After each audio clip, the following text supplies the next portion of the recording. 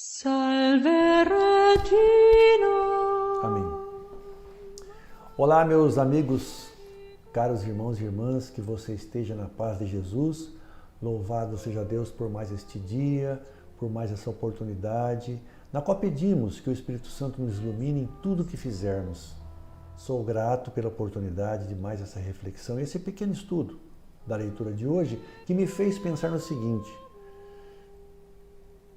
o que nós entendemos por generosidade e como que nós podemos avaliar o nosso grau de generosidade? A leitura de hoje vai nos fazer refletir sobre isso. Porém, antes eu queria falar sobre Francisco Regis, que é a personalidade que o cristianismo homenageia hoje. Ele nasceu na França, uma pequena cidade, em 31 de janeiro de 1597. E por sua condição financeira familiar, ele pôde frequentar bons colégios jesuítas. E isso foi suficiente para despertar nele o desejo de seguir a carreira missionária. Ele queria muito ir para a América ou para as Índias. Vale lembrar que a semana passada nós falamos aqui de José de Anchieta, um outro jesuíta que veio para o Brasil e fez aqui um grande trabalho.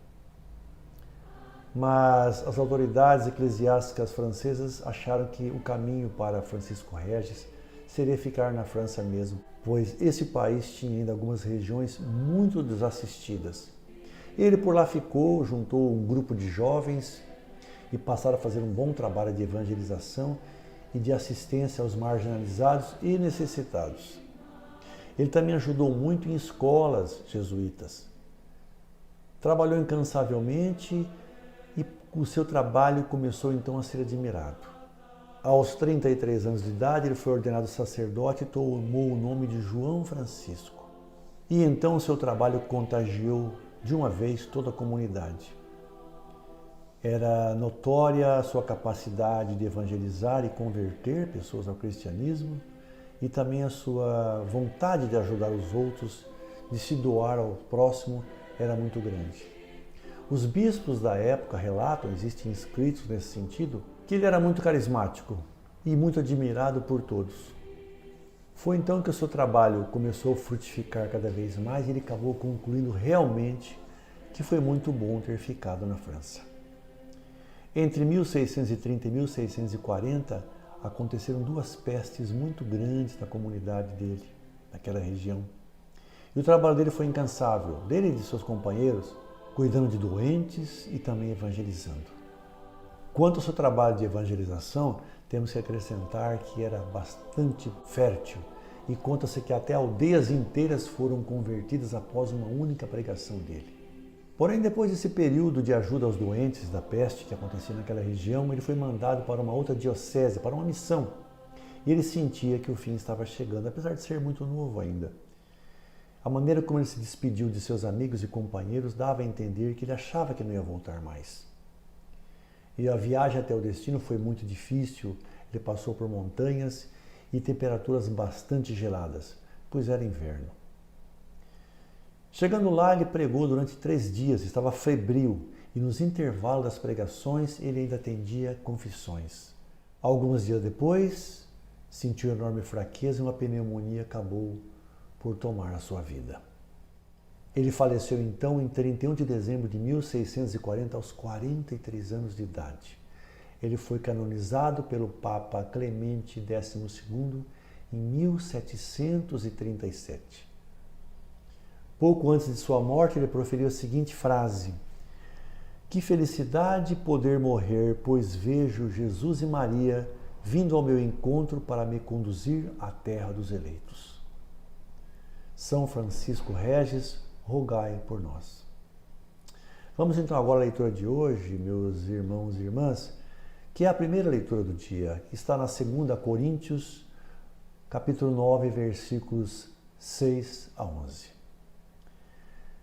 Leitura da segunda carta de São Paulo aos Coríntios. Irmãos, quem semeia pouco, colherá também pouco, e quem semeia com largueza, colherá também com largueza.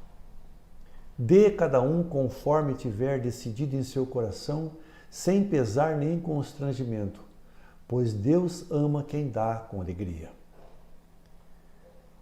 Deus é poderoso para vos cumular de toda sorte de graças, para que em tudo tenhais sempre o necessário e ainda tenhais de sobra para toda obra boa.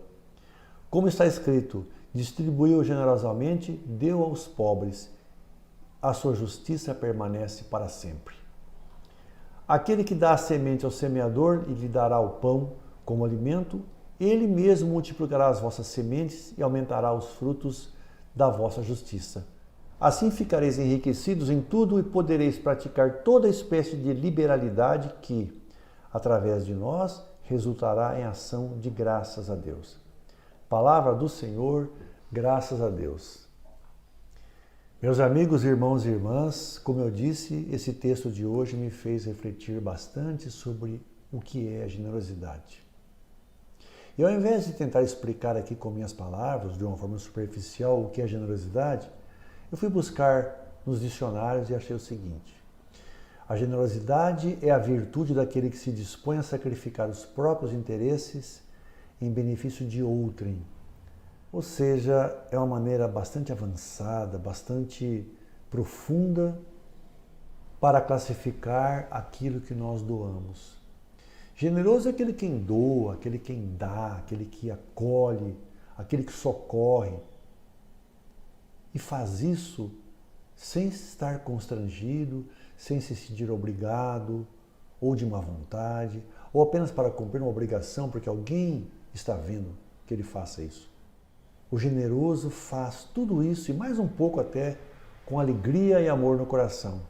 E o texto de hoje esclarece: Deus se alegra com quem semeia com largueza, quem dá realmente com generosidade.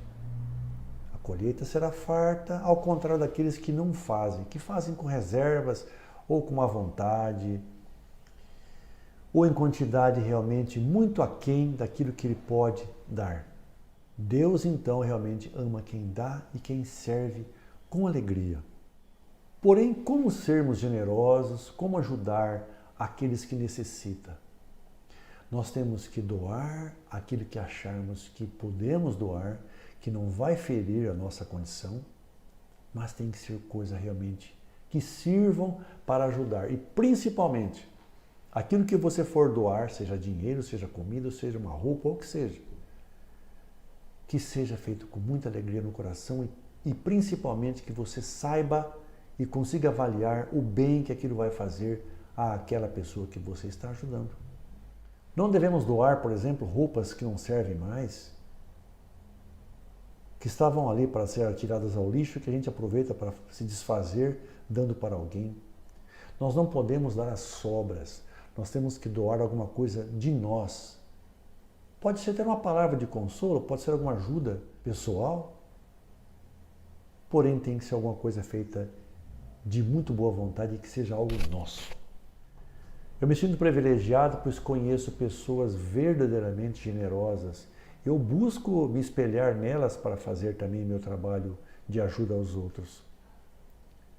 Graças a Deus, aqueles mais necessitados podem contar com essas almas caridosas que estão sempre prontas para doar de si, para encabeçar uma lista, para abraçar uma causa, desde que seja para ajudar alguém. Isso é muito bom. Bem, agora temos aquele ponto que às vezes dá margem a algumas discussões, algumas controvérsias. A questão do dízimo. Antes de falar alguma coisa sobre o dízimo, aquela oferta que se dá no templo, eu quero dar aqui meu testemunho, que quando eu passei a ofertar com regularidade, muitas coisas mudaram em minha vida. O dízimo não é um pagamento que você faz à igreja. Pagamento você paga o clube de serviço que você frequenta, clube de campo, as mensalidades que você tem que pagar para o serviço que você utiliza. O dízimo é um reconhecimento, é um agradecimento, uma devolução das graças que você recebe todos os dias e muitas vezes nem se dá conta. A saúde que você tem, os seus filhos, o lar que você mora, a comida na sua mesa, tudo isso são graças que Deus coloca em nossas vidas e nós temos que reconhecer isso. Quanto à contribuição na igreja, meus amigos, ela é necessária para manter. Muitas vezes a gente passa por uma igreja e entra para passar alguns momentos de reflexão a sós com Deus, Que bom entrar naquele lugar bonito, bem arrumado, limpinho, não é? Existem pessoas que trabalham para aquilo até sem ganhar. Mas mesmo assim, existem aqueles que são remunerados, as despesas que existem para a manutenção daquilo em ordem. Esses custos e mais o custo dos trabalhos de evangelização devem ser cobertos com nossos donativos.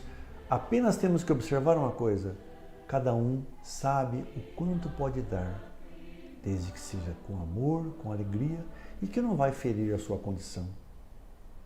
Vamos encerrar citando um evangelho que foi refletido aqui há alguns dias, que está em Marcos 12, 38 a 44, no qual Jesus diz que a oferta daquela viúva, que deu apenas 2 pequenas moedas, até quase sem valor, foram maiores ofertas do que aqueles que doavam grandes quantias, que eram sobras, e o faziam para se aparecer, para serem notados. Não importa o quanto você doe, mas tem que ser alguma coisa sua, alguma coisa que você pode dispor e que vai dispor com alegria e vai fazer bem para alguém. A recompensa, pode ter certeza, vai ser grande.